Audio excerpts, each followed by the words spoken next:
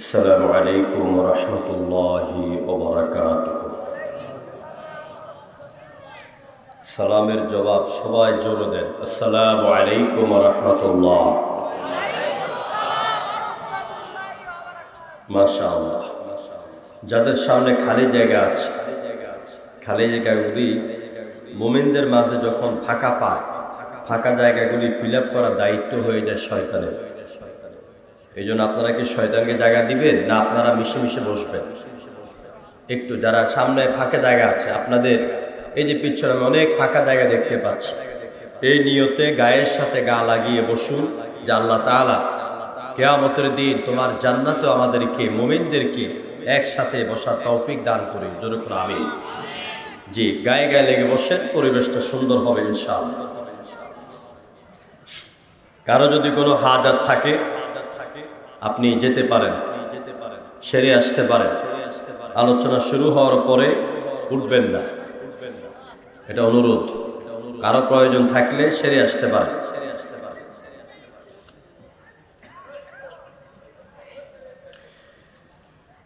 আলহামদুলিল্লাহ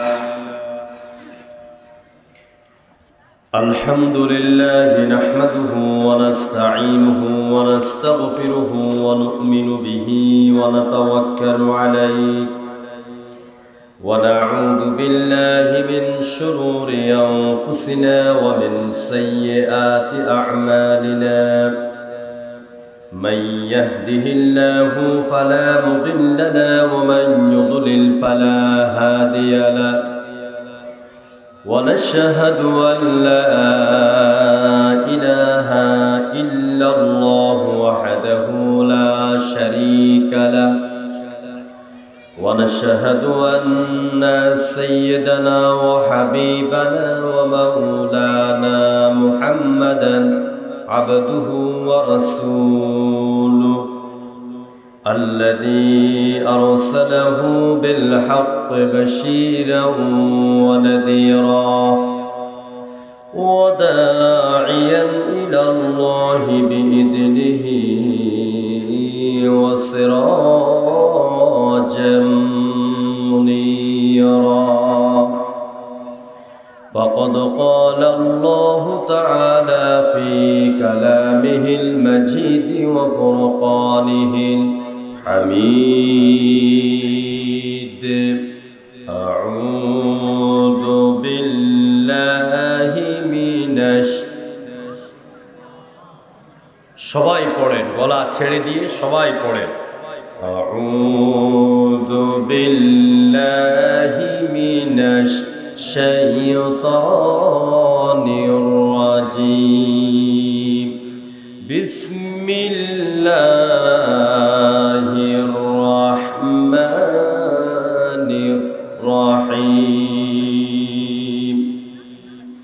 ইন্নাল্লাহা ওয়া মালাইকাতাহু ইউসাল্লুনা আলান নবী ইয়া আইয়ুহাল্লাযীনা আমানু সাল্লু আলাইহি ওয়া সাল্লিমু তাসলিমা। আল্লাহুম্মা সাল্লি আলা মাওলানা মুহাম্মদ ওয়া আলা আলি সাইয়্যিদিনা।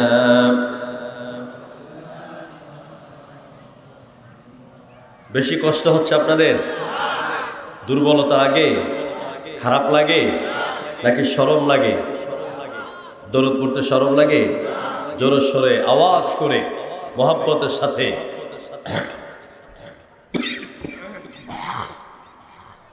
জোরে সোরে সবাই পড়তে হবে। আল্লাহুম্মা পোকা ঢুকে গেছে, পোকা। ওয়া আলা আলি সাইয়্যিদিনা। স্মৃতিতে তায়েফ আমার শরণে মুহাম্মদ, বেদনায় হুদ আমার মরণে মুহাম্মদ। আল্লাহুম্মা সাল্লি আলা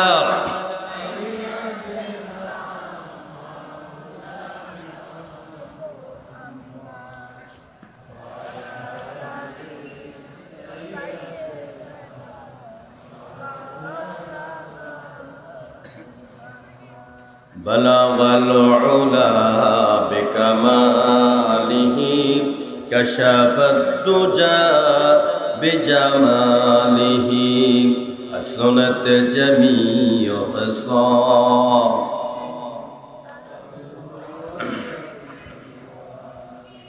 या रब दिले मुस्लिम को जिंदा तमन्ना दे, जो कल्ब को गरमा दे, जो रूह को तअफा दे। बलगल उला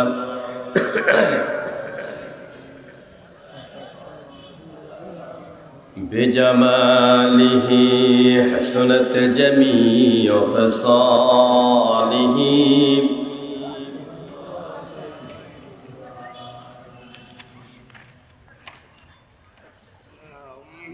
দৌলতপুর ইউনিয়ন উচ্চ বিদ্যালয় ময়দানে বাস্তবায়িত ঐতিহাসিক 23তম 3 দিন ব্যাপী ইসলামী মহাসম্মেলনের দ্বিতীয় দিবসের সমাপনী অধিবেশনের এবং আজকের মাহফিলের সম্মানিত সভাপতি, এইচকে বিপুল স্মৃতি উচ্চ বিদ্যালয় মনোহরদী নরসিংদীর সম্মানিত সভাপতি, আজকের মাহফিলের সভাপতি, সকলের শ্রদ্ধার পাত্র, এলাকার সকলের কাছে সম্মানের পাত্র জনাব মোহাম্মদ কৌসার আলম সাহেব, আজকের মাহফিলের সম্মানিত প্রধান অতিথি, দৌলতপুর ইউনিয়ন বাইতুল আশরাফ কেন্দ্রীয় জামে মসজিদের সম্মানিত সভাপতি, বিশিষ্ট সমাজসেবক, শিক্ষাবিদ, প্রধান ব্যবস্থাপক বাংলাদেশ অফিস জাস্ট টেড জনাব আলহাজ মোহাম্মদ গোলাম সরোয়ার নোমান সাহেব।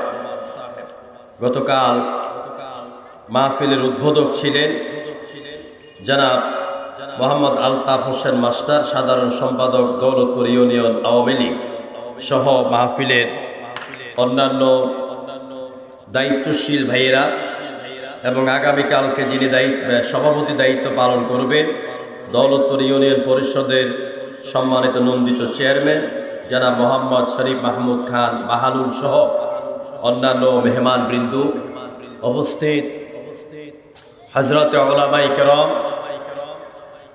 উপস্থিত বিভিন্ন স্কুল এবং কলেজের সম্মানিত স্যারেরা, আমার সামনে বসা এলাকার ইউনিয়নের সর্বস্তরের সম্মানিত মুরব্বী বাবা এবং যুবক ভাইয়েরা, মহিলা প্যান্ডেলে অবস্থানরত আমার শ্রদ্ধেয়া সম্মানিতা মা এবং বোনেরা, আমি আবারও আপনাদের খেদমতে সালাম দিচ্ছি। সবাই মোহাব্বতের সাথে আরও একবার সালামের জবাব দিন। আসসালামু আলাইকুম ওয়া রাহমাতুল্লাহ।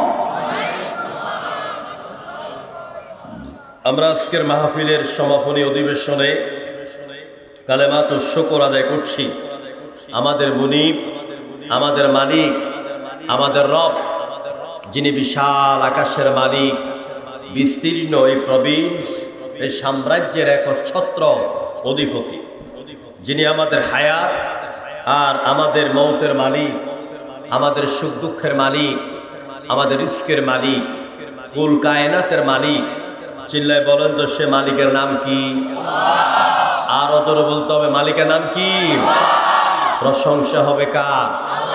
হৃদয় নিংড়ানো সবটুকুন আবেগ, ভালোবাসা উজাড় করে দিয়ে জবানের সকল জড়তা, অলসতা, সংকীর্ণতা, দুর্বলতা, অক্ষমতা ঝেড়ে ফেলে দিয়ে মর্দে মুজাহিদের মতো মোহাব্বতের সাথে চিৎকার মেরে একযোগে পড়ে নিচ্ছি আলহামদুলিল্লাহ, আল্লাহু আকবার। كبيرا والحمد لله حمدا كثيرا سبحان الله بكرة وأصيلا يا ربي সবাই বলেন ইয়া রব্বি লাকাল হামদু বিল ঈমান লাকাল হামদু বিল ইসলাম ওয়া লাকাল হামদু বিল কুরআন। প্রশংসা আদায় করলাম কার? আরো জোরে বলেন কার?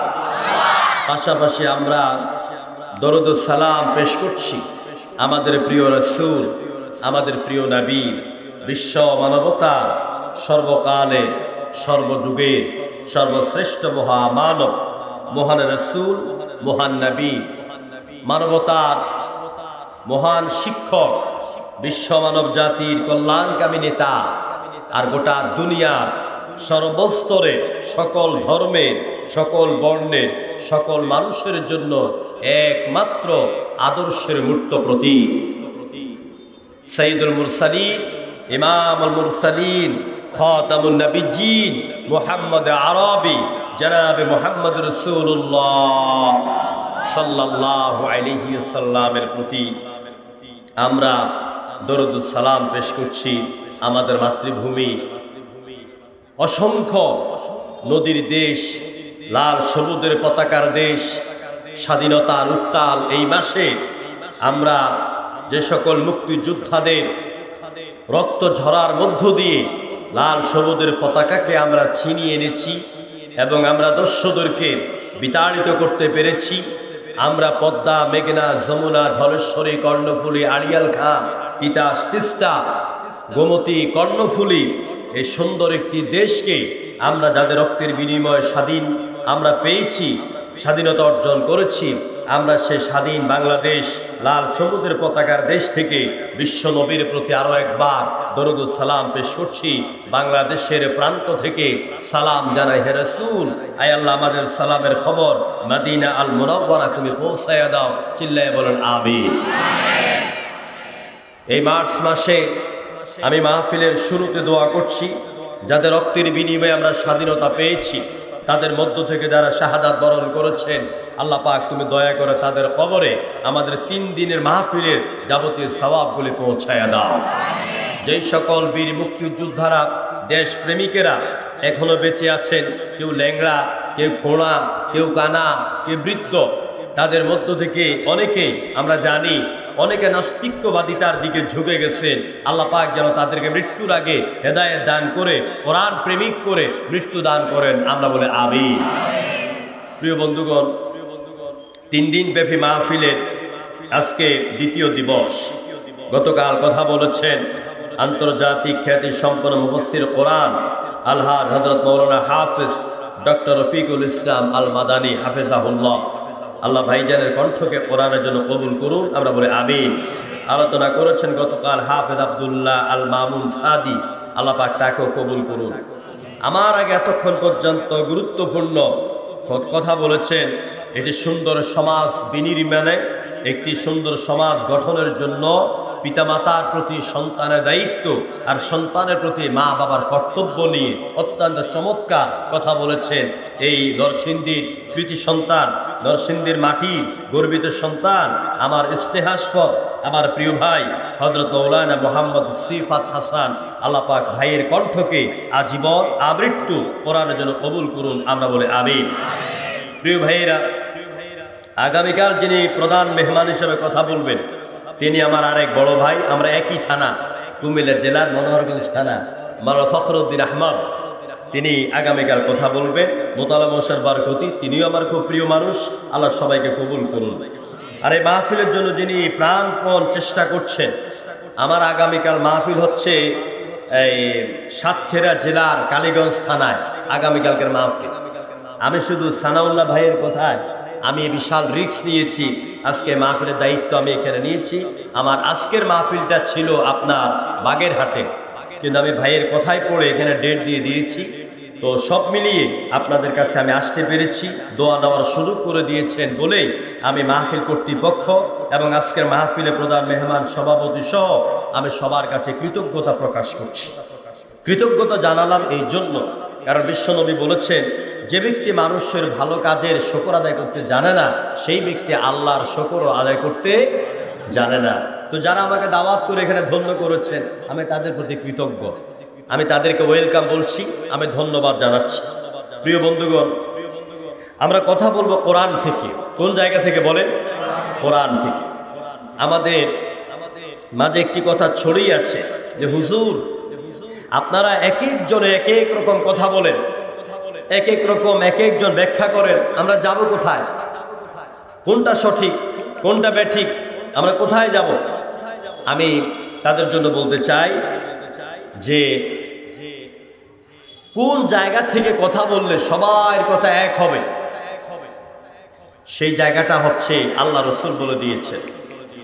আল্লাহর নবী বলেছেন, মান ক্বালা বিহি সাদাকা, যেই ব্যক্তি কোরআনের দলিল দিয়ে কথা বলবে, কোরআন থেকে আলোচনা করবে, ওই ব্যক্তির কথাই হলো একমাত্র সত্য কথা। জোরে বলেন না সুবহানাল্লাহ, আরো জোরে বলেন সুবহানাল্লাহ। আচ্ছা, সুবহানাল্লাহ বলে এটার মর্ম কি বুঝে? কয়নি কি পাওয়া যায় জানেন? অনেকেই জানেন, বলেন না যে হুজুর আপনারা আনছি, আপনি ব্যাখ্যাটা বইলা দেন, আমরা বলবো কেন? এরকম অনেকে মনে করে। আর যে ইবাদত আপনি বুঝবেন, সেই ইবাদত করতে আপনি মজা পাবেন। ম্যাথের ছাত্ররা যে অঙ্কটা বুঝে, তখন তার কাছে অঙ্ক করতে কেবল মজা লাগে, একটার পর একটা করতেই থাকে। এই জন্য ইবাদত বুঝতে হবে। সুবহানাল্লাহ বললে কত নেকি, আমি দুইটা হাদিস দিয়ে বুঝাচ্ছি। প্রথমত মুসলিম শরীফের হাদিস, আল্লাহ রসুল বলেছেন, কেউ যদি একবার সুবহানাল্লাহ বলে, তাহলে আকাশ আর খালি জমিন, মহাশূন্যে, পূর্ব পশ্চিম উত্তর দক্ষিণ, ইথারে নিথারে পাহাড়ে পর্বতে যত খালি জায়গা আছে, সবগুলি জায়গা আল্লাহ পাক বান্দার আমলনামায় সওয়াব দিয়ে ভরে দেন। এটা হলো সামগ্রিকভাবে সওয়াবের একটি হাদিস। আর আক্ষরিক দিক থেকে যদি আমি আপনাদেরকে বুঝাই, তাহলে এই কোরআনে কারীম, এটার তেলাওয়াতের ফজিলতের ব্যাপারে রাসূলুল্লাহ বলেছেন, আল্লাহ নবী বলেছেন, মান ক্বারাআ হারফাম মিন কিতাবিল্লাহি তাআলা ফালাহু আশার, আও কামা ক্বালা an-নবী আলাইহিস সালাতু ওয়াস সালাম। নবীজি বলেছেন, যেই ব্যক্তি কোরআনে কারীমের উপর ঈমান আনার পরে, কোরআনের প্রতি বিশ্বাস স্থাপন করার পরে, বুঝে হোক না বুঝে হোক, কোরআনে কারীম থেকে একটা হরফ, একটা লেটার, একটা বর্ণ তেলাওয়াত করবে, প্রত্যেক অক্ষরের বিনিময়ে আরশের মালিক, কোরআনের মালিক আল্লাহ পাক ওর আমলনামায় কম পক্ষে 10টি করে নেকি লিখে দেয়। কয় নেকি? কথা বলে, কয় অক্ষরের বিনিময়? এক অক্ষরের বিনিময়। তো এই যে আপনারা সুবহানাল্লাহ বলছেন, এটা বুঝেন, সুবহানাল্লাহ পড়লে কয় নেকি বুঝেন। সুবহান লিখতে 5 অক্ষর, কয় অক্ষর? সিন, বা, হা, আলিফ, নুন, সুবহান। আল্লাহ লিখতে 4 অক্ষর, 5 আর 4 9 অক্ষর। তো একবার যখন আপনার কলিজা থেকে আওয়াজ করে সুবহানাল্লাহ বের হবে, সাথে সাথে আপনার আমলনামায় 9 10 90 নেকি কে দিবেন? আরো ধরে বলেন। তাহলে এবার গলা ফাটাইয়া কোন তো সুবহানাল্লাহ, আরো ধরে কোন সুবহানাল্লাহ, আরো চিল্লায় বলেন সুবহানাল্লাহ। নেকিও পাইছেন আর খুশি হয়েছেন কে? আল্লাহ। আমি কি আর বলা লাগবে? যেখানে সুবহানাল্লাহ, যেখানে আলহামদুলিল্লাহ, যেখানে আল্লাহু আকবার, যেখানে নাউজুবিল্লাহ, যেখানে আস্তাগফিরুল্লাহ নিজের মন থেকে বলবে, প্রত্যেক অক্ষরে কমপক্ষে 10 নেকি। প্রিয় বন্ধুগণ, কোরআনে কারীম এটি আল্লাহ তাআলার কালাম, এটি আখিরি কালাম, এটি কিতাবে মুকাম্মাল, পরিপূর্ণ কিতাব। খুব ভালো করে বুঝেন, আমি একটু ভূমিকা দিচ্ছি, তারপর আমি আমার সাবজেক্টে চলে যাব ইনশাআল্লাহ। মানুষকে সৃষ্টি করে আল্লাহ তাআলা এমনি এমনি ছেড়ে দেন নাই। এই যে অ্যান্ড্রয়েড মোবাইল বা ছোট মোবাইল, এটা যারা তৈরি করেছেন, এটা তৈরি করে এটার সাথে একটা গাইড বুক দিয়ে দিয়েছে। গাইড বুক, এটা কোন জায়গায় টাচ করলে অন হবে, কোন জায়গায় টাচ করলে অফ হবে, তারপরে ফাংশনে কোন কোন জায়গায় যাবেন, এরকম একটা নীতিমালা, একটা বই এটার সাথে দিয়ে দেয়। অনুরূপভাবে আল্লাহ রাব্বুল আলামিন আমার মতন আপনার মতন এই গোলামগুলিকে বানিয়ে তিনি একটি নীতিমালা দিয়েছেন, এটা গাইড বুক দিয়েছেন। কোন পথে চললে, কোন কথা বললে, কিভাবে লেনদেন করলে, কিভাবে উঠা বসা করলে, কিভাবে চললে, কিভাবে কথা বললে আল্লাহ খুশি হবেন, দুনিয়াতে শান্তি পাবে, পরকালে মুক্তি পাবে, নবীদের সুপারিশ পাওয়া যাবে, এইরকম একটি নীতিমালা, এটা গাইড বুক আমাদের জন্য কে দিয়েছেন? আল্লাহ। আর এই গাইড বুকের নাম কি? চিল্লা বলেন কি নাম? কোরআন। এই কিতাবের ভিতরে এটা আমাদের জীবন বিধান। যারা বুঝে না তারা শুধু এটাকে সওয়াবের কিতাব মনে করে। কি মনে করে? এটা শুধু সওয়াবের কিতাব। মানুষ মরে, বাপ মরে, মা মরে, দাদা মরে, দাদি মরে, 14 গোষ্ঠী মরে, আর আমরা মোল্লারা মোটামুটি মসজিদে বসে থাকি, যাই আমাদেরকে দাওয়াত, হুজুর আমার বাড়িতে আসেন, এক খতম পড়ে গরু মুরগি দিয়ে পেট করে খাওয়ায় দেয়, 200-400 টাকা পকেটে হাতিয়ে দিয়ে দেয়। আর যিনি দাওয়াত দিলেন তিনি মনে করেন যে আমার মতন কোরআন প্রেমিকার কেউ নাই। আর যারা আসলেন খাইয়া, আল্লাহ তুমি ওনাকে, ওনার বাপদাদা 14 গোষ্ঠীকে জান্নাতে পৌঁছায় না, দোয়া করে চলে গেলেন। অর্থাৎ আমি এর দ্বারা বুঝাইলাম কোরআনকে শুধুমাত্র এটা দোয়ার কিতাব আর একটা সওয়াবের কিতাব মনে করে বিশ্বাস করুন। কোরআন অবশ্যই সওয়াব হবে কোরআন তেলাওয়াত করলে, কোরআন ঘরে রাখলে বরকত হবে, কোরআন পড়লে পরে আপনার গুনাহ মাফ হবে, কোরআনের অক্ষরগুলির দিকে তাকাইলে আপনার চোখের জ্যোতি বাড়বে। জোরে বলেন সুবহানাল্লাহ। যে চোখ প্রতিদিন প্রতিনিয়ত আল্লাহর কোরআনের অক্ষরগুলি দেখে আর তেলাওয়াত করে, মৃত্যুর আগ পর্যন্ত তার চোখের জ্যোতি কমবে না।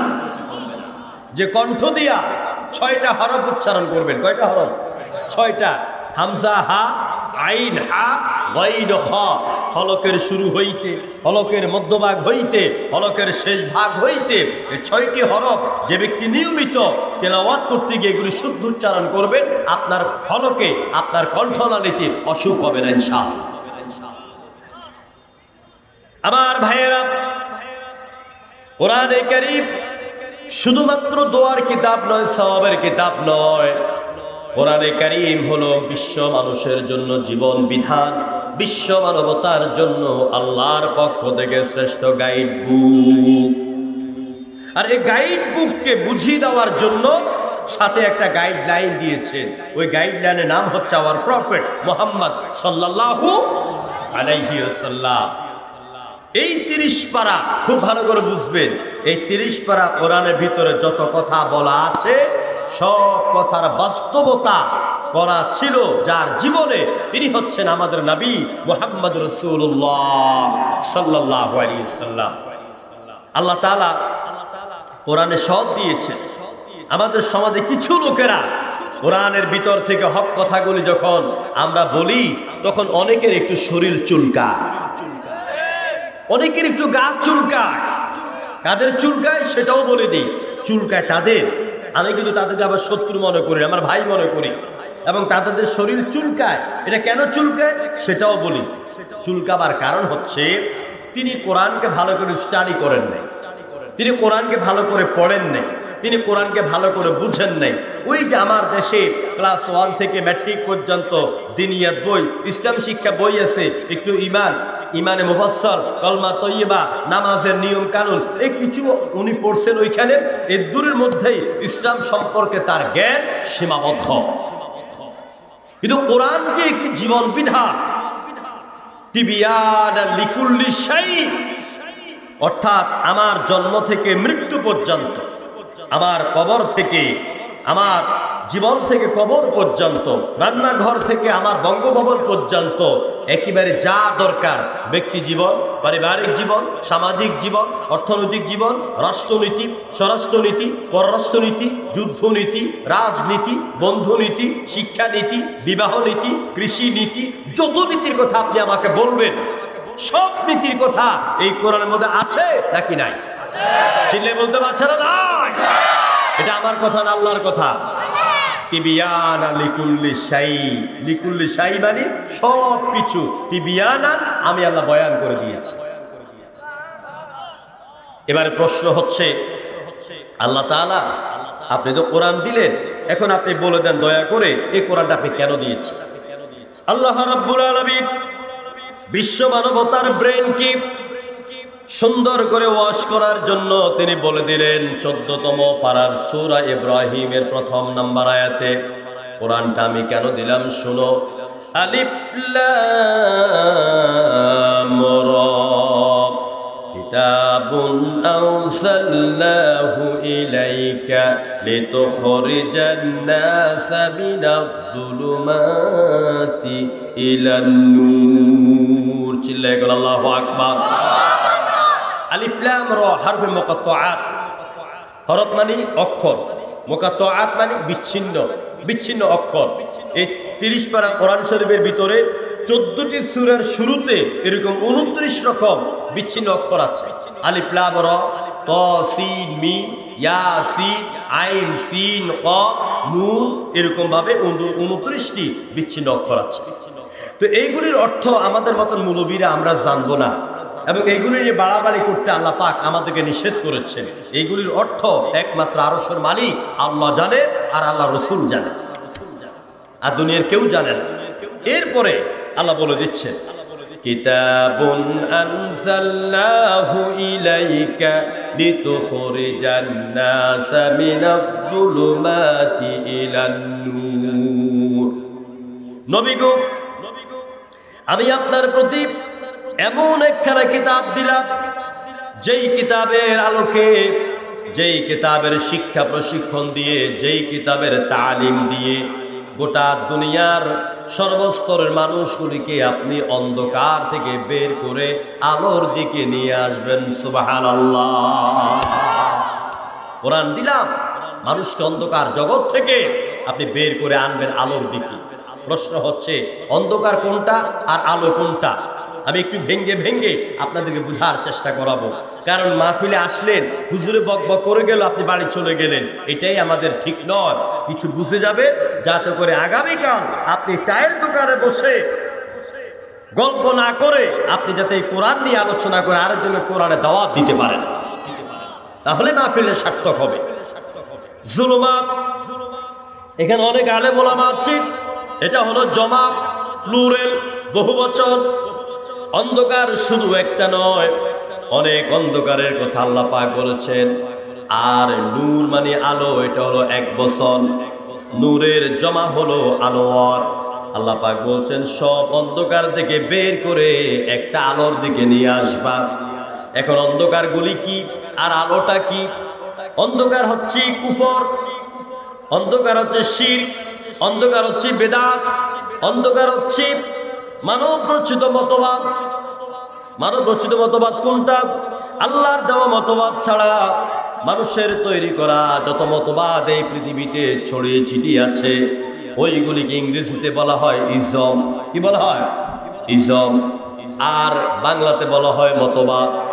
এই পৃথিবীতে অনেক নেতা এসেছে, অনেক দার্শনিক এসেছে, অনেক বৈজ্ঞানিক এসেছে, অনেক রাজনৈতিক নেতারা এসেছেন, অনেকেই অনেক মতবাদ নিজেরা তৈরি করেছেন। মানুষের মস্তিষ্কের কল্পনা প্রসূত জ্ঞান দিয়ে তারা অনেক মতবাদ তৈরি করেছেন। আর এই মতবাদগুলিকে ব্যঙ্গের ছাতার মতন সারা দুনিয়াতে তারা ছড়িয়ে দিয়েছেন। যারা নিজেদের কল্পনা প্রসূত জ্ঞান দিয়া মতবাদ তৈরি করে ব্যঙ্গের ছাতার মতন ছড়িয়ে দিলেন, তাদের মধ্যে প্রধান কয়েকজন ব্যক্তি হলেন কার্ল মার্কস।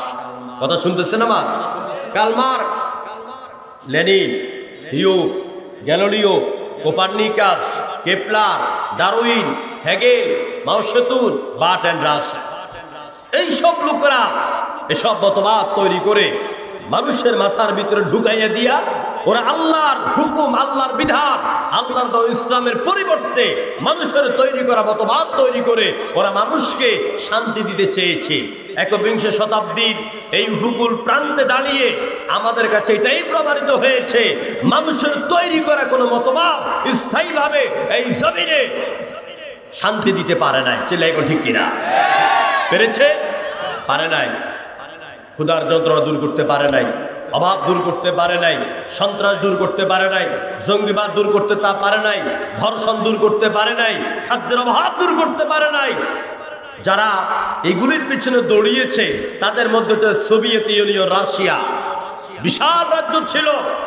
যারা মানুষের এই মতবাদে বিশ্বাসী ছিল, এই socialism, secularism, feudalism, communism, nationalism, এসব ইজমের যারা হোতা মতবাদ, তারা পৃথিবীর মানুষকে কল্যাণ দেওয়ার চাইতে মানুষ মারার জন্য অধিক পরিমাণে অর্থ খরচ করে তারা অস্ত্র তৈরি করে রেখেছে। চিল্লাই কোন ঠিক কিনা? যার প্রমাণ আজকে আমরা রাশিয়া এবং ইউক্রেনের যুদ্ধের মধ্য দিয়ে আমরা দেখতে পাচ্ছি।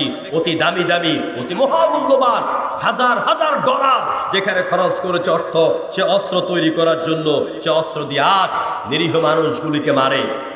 ইউক্রেনের মানুষকে যখন মারে, তখন আমি পুতিন সাহেবের সুরের সাথে সুর মিলিয়ে বলতে চাই, আমার ভিতরে দুঃখ আসে না, আমার ভিতরে দুঃখ লাগে না। এই জন্য কারণ এরাই তো আবার ফিলিস্তিনের মুসলমানদেরকে পাখির মতন, পশুর মতন গুলি করে হত্যা করেছে। চিল্লাই বলো ঠিক কিনা? এরা আমার রোহিঙ্গার মুসলমানদেরকে পোড়ায় হত্যা করেছে। তখন আমেরিকা কথা বলে নাই, রাশিয়া কথা বলে নাই, ইউক্রেন কথা বলে নাই। রসুনের কোষ ভিন্ন ভিন্ন ভাষা এক জায়গায়। চিল্লাই কোন ঠিক কিনা? ইহুদি, খ্রিস্টান, নাস্তিক, মুরতাদ এরা এক জায়গায়। মুসলমান যখন মারে তখন তারা এক জায়গায় বসে কফি খায় আর তারা মুস্কি মুস্কি হাসি মারে। সুতরাং আরেকজনকে ঢিল মারো, ওই ঢিল তোমার মাথার ভিতরে আবার ফিরে আসছে। এটাও আজকে জেনে নেন। কোরআন এবং হাদিসের উপর ভিত্তি করে, কিয়ামতের হাদিসগুলোর উপর ভিত্তি করে আমি বলতে চাই, রাশিয়া এবং ইউক্রেনের মধ্য দিয়ে তৃতীয় বিশ্ব যুদ্ধ শুরু হচ্ছে এবং ফোরাত নদী খুব শীঘ্রই শুকিয়ে যাবে, স্বর্ণের পাহাড় উঠবে। এই স্বর্ণের পাহাড়ের জন্য সারা দুনিয়া বড় বড় দেশগুলি মারামারি লাগবে, একে অপরকে পাখির মতন গুলি করে হত্যা করবে। প্রিয় বন্ধুগণ, এই অশান্ত পৃথিবীকে শান্তি দেওয়ার জন্য আল্লাহ পাক বলছেন, লিতুখরিজান নাসা মিনাজ যুলুমাতি ইলান নূর। নবী গো, আমি আপনাকে এরকম একটা কোরআন দিলাম, এই কোরআনের শিক্ষাটা যদি দৌলতপুর ইউনিয়নে চালু হয়ে যায়, গাজীপুরে চালু হয়ে যায়, মনোহরদীতে চালু হয়ে যায়, নরসিংদীতে চালু হয়ে যায়, যদি এই কোরআনের আওয়াজ যদি বাংলাদেশের সংসদে চলে যায়, তাহলে আর সন্ত্রাস তৈরি হবে না, জঙ্গিবাদ তৈরি হবে না, ধর্ষণ সৃষ্টি হবে না, মদের লাইসেন্স পাইকারি দর দেওয়া হবে না। চিল্লাই বলো ঠিক কিনা? কোরআন পারে মানুষকে অন্ধকার থেকে বের করে আলোর দিকে আনতে। আল্লাহ রাব্বুল আলামিন এই কোরআনটি দিয়েছেন মানুষের মুক্তির জন্য, নাজাতের জন্য। দুর্ভাগ্য, ইহুদি খ্রিস্টানেরা, ইসরায়েল বাহিনী, এরপরে আপনার কি যে বলে আপনার বিজ্ঞানাগার, আমেরিকা লস অ্যাঞ্জেলস বিজ্ঞানাগার, তারা নাসা প্রযুক্তি এই কোরআনকে গবেষণা করে তারা মহাশূন্যে চলে গেল। তারা সাবমেরিন তৈরি করলো, তারা রকেট তৈরি করলো, তারা কম্পিউটার তৈরি করলো, তারা বিশ্বকে আধুনিক আধুনিক উপহার দিচ্ছে বিভিন্ন ধরনের সরঞ্জাম। আর মুসলমান, আমরা মোল্লারা, আমরা আলেমরা এই কোরআনকে গবেষণা করে চিন্তা করছি কোন আয়াত লিখে তাবিজ দিলে তাড়াতাড়ি জিন ভূত দৌড়াবে। কথা কোন ঠিক কিনা আমার ভাইরা? আমরা কোন সূরা ফু দিলে আমার কারামতি ফলবে, আমার পকেট ভরবে। মনে রাখবেন মুসলমান, কোরআন শুধু তেলাওয়াতের কিতাব নয়, কোরআন শুধু সওয়াবের কিতাব নয়, কোরআন হচ্ছে মহাবিশ্বের মহাবিস্ময়। কোরআন হচ্ছে সমস্ত বিজ্ঞানের মূল হেড। এটা আমাদেরকে বুঝতে হবে। তাহলে Quran is the best constitution. গোটা দুনিয়াকে শান্তভাবে, সুন্দরভাবে পরিচালনার জন্য যে সংবিধান ক্ষমতা রাখে, সেই সংবিধানের নাম হচ্ছে কোরআন। আল্লাহু আকবার বলবেন না? চিল্লাই করে আল্লাহু আকবার। এবারে কোরআন নিয়ে আমি আর একটু কথা বলি, আমার আলোচনা যাব। এটি এত মর্তবার কিতাব, এত ফজিলতের কিতাব, এত সুন্দর কিতাব, এটার মতন এত মধুর কিতাব দুনিয়া তার একটাও নাই। আপনারা যারা কাবা শরীফে গিয়েছেন, আপনারা যারা কাবা শরীফে গিয়েছেন, আপনারা যারা হেরেম শরীফে বড় বড় ফজিলতুল শাইখ আব্দুর রহমান আল সুদাইসি, তারপরে আব্দুর রহমান আল হুসাইফি, সাউদ আল সুরাইব, মাহের মারকালি, এরপর রশিদ আল মিশরি আল আফাসি, ঈদের তেলাওয়াত যখন কাবার চত্বরে শোনা যায়, তখন মানুষের চোখের দুইটা কোঠা দিয়ে দরদর করে পানি পড়ে যায়। কি সুন্দর কোরআন! আজ আমার মুসলমানদের ঘরে এই কোরআন তেলাওয়াত হয় না, সকালবেলা হয়। এখন আর কোরআন তেলাওয়াত হয় না। এখন সকালে ঘুম থেকে উঠে এই যে এটা দেখতে পাচ্ছেন, এটার আমি বলি শয়তানের বাক্সা। মোবাইল থেকে আমি এখন বলে শয়তানের বাক্সা। উঠায় দুই আঙ্গুলে কাম শুরু করে, এক আঙ্গুল হলো বুড়িয়া, আরটা হলো এই শাহাদাত আঙ্গুল। এটা দিয়ে উপর দিয়ে গুতা মারে, আর শাহাদাত আঙ্গুল দিয়ে নিচের দিকে গুতা মারে। চিল্লা এখন ঠিক কিনা? সকাল হলে পরে গান বাদ্য আমার ঘরে শুরু হয়ে যায়। হয়তো সবাই মিলে শুনে, নাহলে হেডফোন দিয়ে শুনে। কিন্তু আল্লাহর হাবিব সাল্লাল্লাহু আলাইহি ওয়াসাল্লাম তিনি বলেছেন, যেই ঘরে যেই ব্যক্তির জীবনে সকাল এবং সন্ধ্যাবেলা কোরআন তেলাওয়াত হবে, এই কোরআন কিয়ামতের দিন ওই ব্যক্তির জন্য আল্লাহর দরবারে সুপারিশ করার জন্য দাঁড়িয়ে যাবে।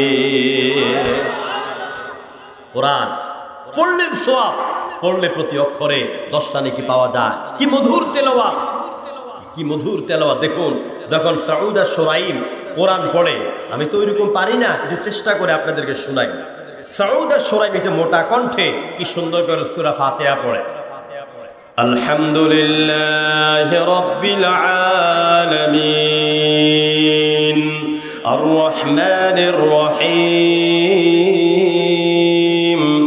মালিকি ইয়াউমিদ্দিন ইয়্যাকা না'বুদু ওয়া ইয়্যাকা নাস্তাঈন ইহদিনাস সিরাতাল মুস্তাকিম সিরাতাল লাযীনা আন'আমতা আলাইহিম গায়রিল মাগদুবি আলাইহিম ওয়ালাদ-দাল্লিন।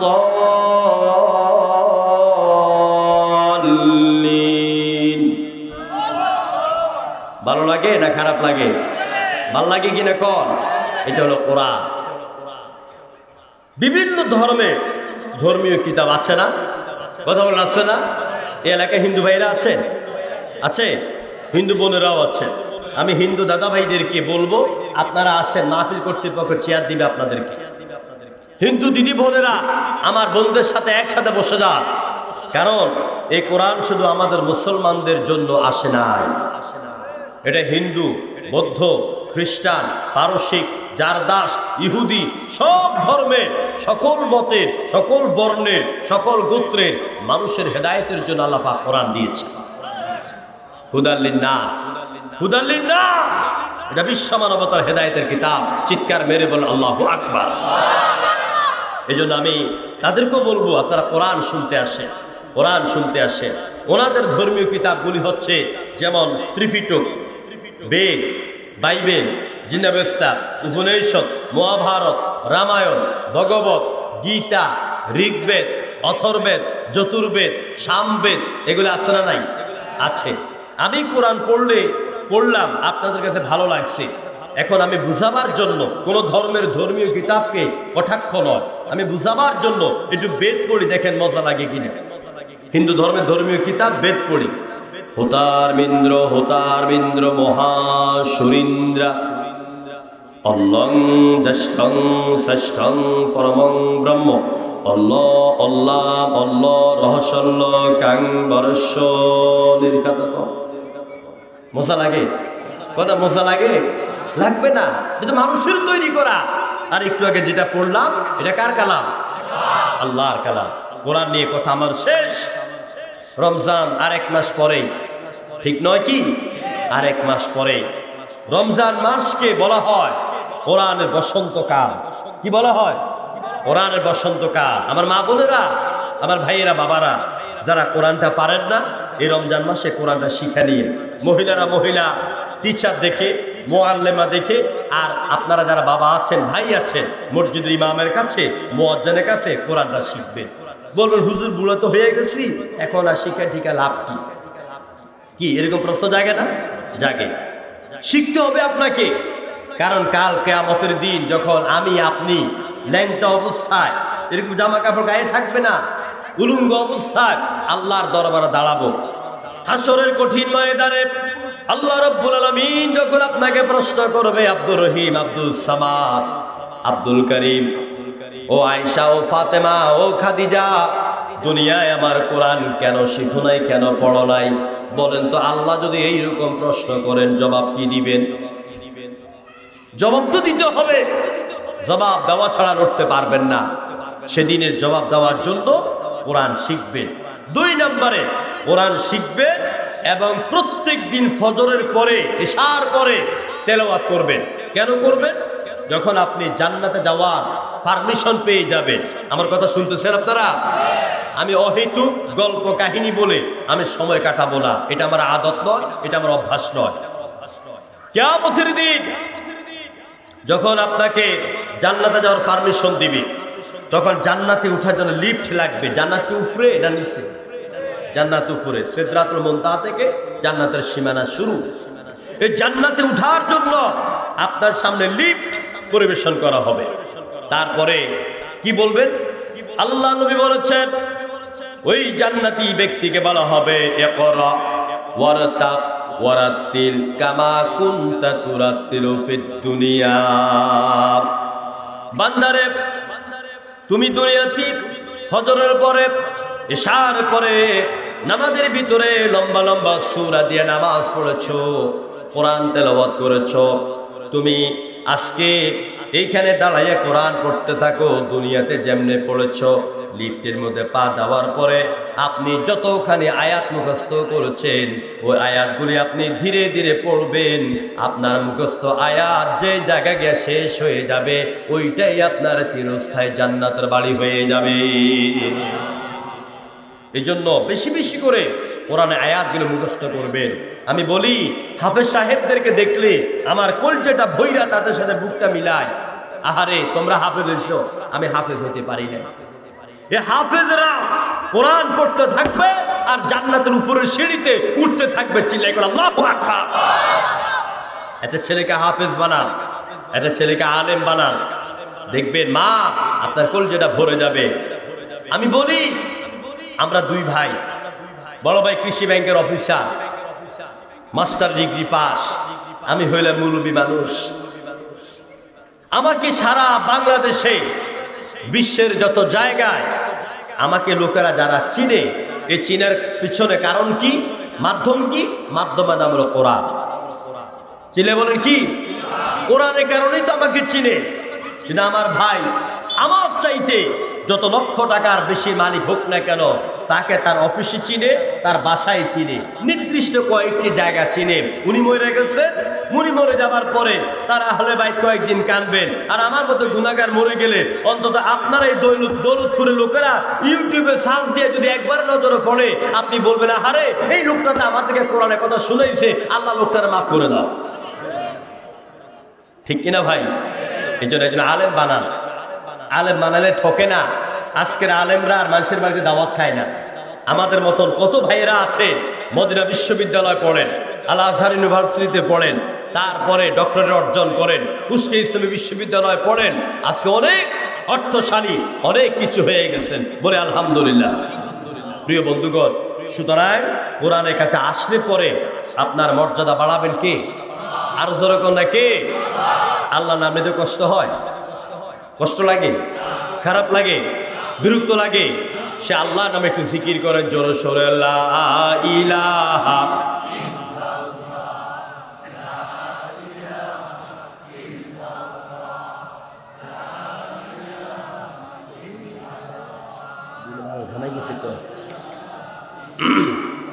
জোরে লা ইলাহা ইল্লাল্লাহ, জোরে লা ইলাহা।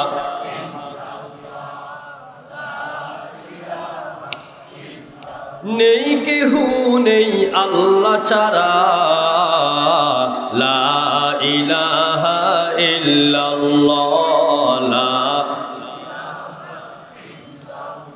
জোরে লা ইলাহা ইল্লাল্লাহ।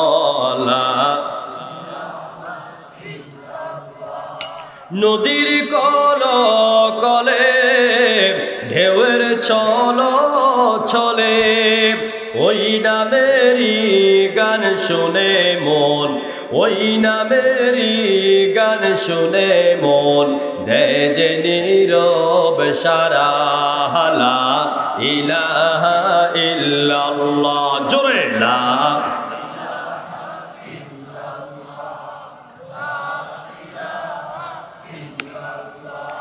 লা ইলাহা ইল্লাল্লাহ। আকাশে নীলে নীলে মুখর ঝিলে ঝিলে ওই নামেরই ঝরনা ধারা, ওই নামেরই ঝরনা ধারা আকুল ব্যাকুল করা। লা ইলাহা ইল্লাল্লাহ। জোরে লা ইলাহা ইল্লাল্লাহ। লা ইলাহা ইল্লাল্লাহু মুহাম্মাদুর রাসূলুল্লাহ।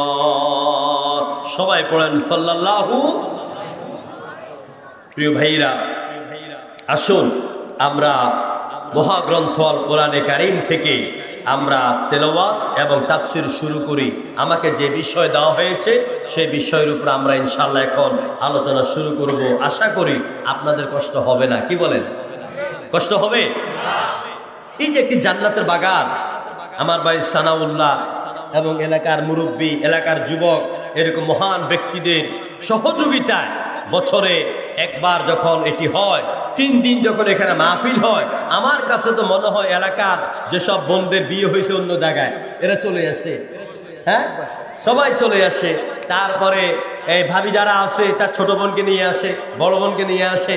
আমাদের এখানে মাহফিল হবে, মা আপনি আসেন, আব্বা আপনি আসেন। অর্থাৎ আমার কাছে মনে হয় এই এলাকায় একটা ঈদের মতন মিলন মেলা হয়ে যাচ্ছে। এখন ঠিক কিনা? সবার ঘরে ঘরে এখন মেহমান। এটাকে আরো ত্বরান্বিত করতে হবে, এটাকে আরো বাড়াতে হবে। এভাবে মেহমান দিয়ে ঘর ভরে দিতে হবে। এবং যার ঘরে মেহমান আসবে তিনি যদি খাওয়াইতে কষ্ট হয়, আরেক পরিবারে তার খাওয়াবার দায়িত্ব নিয়ে নিতে হবে। এ কোরআনের মিলন মেলা এই ময়দানে চলবে ইনশাআল্লাহ কিয়ামত পর্যন্ত। ঠিক কিনা বলেন? আমরা বিশেষ করে আমি কাউকে কষ্ট দিয়ে কথা বলার জন্য আসি নাই, কাউকে দুঃখ দিয়ে কথা বলার জন্য আসি নাই। বরঞ্চ আপনি জানেন মৃত্যুর পরে জাহান্নামে আগুনে কষ্ট না পান, সেই না পাওয়ার জন্য যে আমলগুলি করতে হয় সে কথাগুলি আমি শোনাতে এসেছি ইনশাআল্লাহ। আল্লাহ তৌফিক দান করুন বলে আমিন।